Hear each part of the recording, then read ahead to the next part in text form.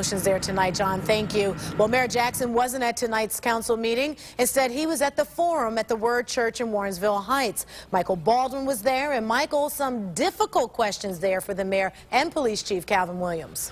Well, the audience didn't get to ask any questions, and at time the clergymen that were on stage really laid into the mayor as well as the police chief. But to their credit, they stayed and answered all questions.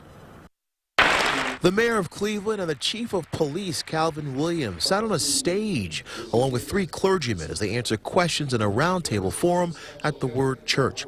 The mayor was asked his thoughts on the press conference today held by Tamir's family. There's no way that you can talk about a 12-year-old dying at the hands of a police officer and justify it as being right. The conversation here was mostly civil, no outbursts or protests from the audience. The only time you had an inkling of boos was when the chief of police said the shooting of Tamir Rice was not his officer's fault nor Tamir's fault. We asked him to clarify his statement, considering the investigation is not over.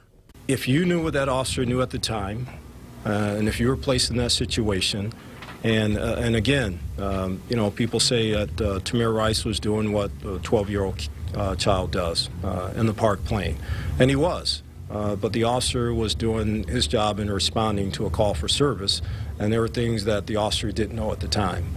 So taking all that in consideration, yes, I would say that it's not the fault of the officer at this time, and it's not the fault of Tamir. So at this time you would say the shooting was justified?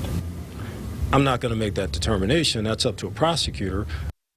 Now, in regards to Tamir's sister, the 14-year-old who said that she was handcuffed and put in back of a zone car, the chief of police says that they are investigating that claim. We're live and on your side. I'm Michael Baldwin, News Channel 5.